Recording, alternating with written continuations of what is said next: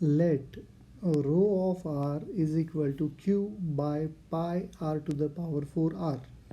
Row of r कितना दिया है आपको, q divided by pi r to the power 4 into r be the charge density distribution for a solid sphere of radius r and total charge q. Okay, आपके पास क्या है, एक solid sphere है जिसका रेडियस कितना r एंड टोटल चार्ज क्या q है.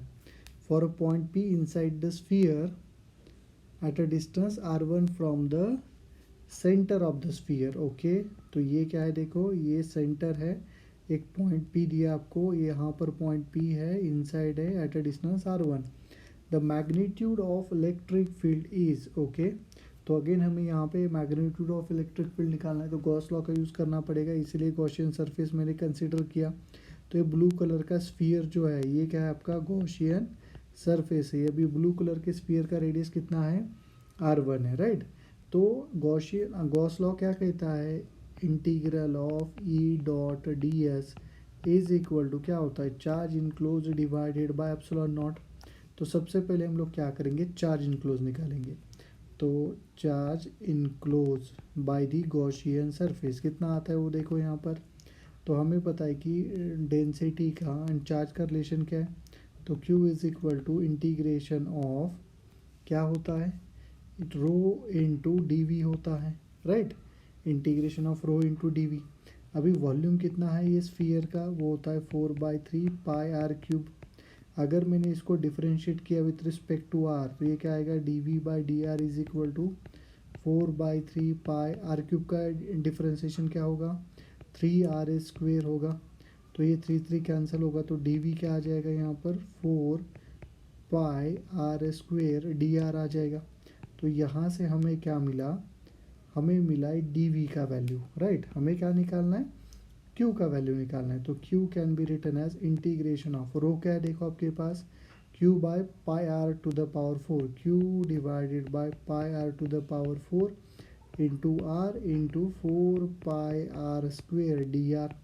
तो यहाँ पर पाई कैंसिल हुआ और क्या कुछ कैंसिल होगा क्या, कुछ भी नहीं. चलो क्या क्या कांस्टेंट है, Q आपका कांस्टेंट है बाहर आ गया, 4 कांस्टेंट है बाहर आ गया, r to the power 4 constant है बाहर आ गया, अंदर क्या बचा r³ with respect to D R. तो ये आ जाएगा 4Q divided by r to the power 4. ये क्या होगा, r to the power 4 divided by 4. और इसका लिमिट क्या है देखो, ये चार्ज कहाँ से है, ये r1 के लिए है ना, मतलब लिमिट क्या है इसका 0 से लेके r1. तो मैं r की जगह पे r1 लिखता हूँ. तो ये 4 कैंसिल हो गया तो बचा क्या, q r1 to the power 4 divide by r to the power 4. यहाँ से हमें क्या मिला, charge enclose by the Gaussian surface of radius r1 मिला.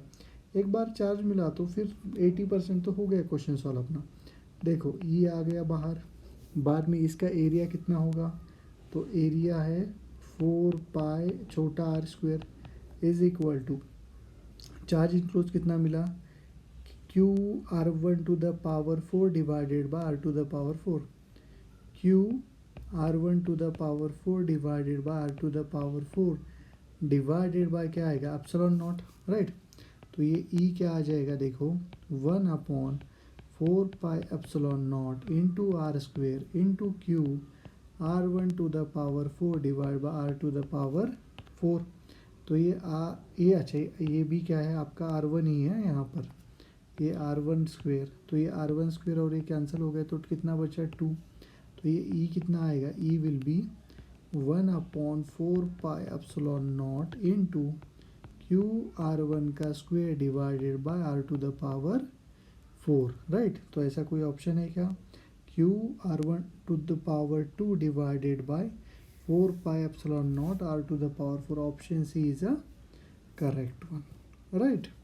तो एक बार आप लोगों ने चार्ज इनक्लोज कितना है निकाला ना, फिर बाद में सिंपल आपको गॉस लॉ अप्लाई करना है, डायरेक्टली आंसर मिल जाएगा.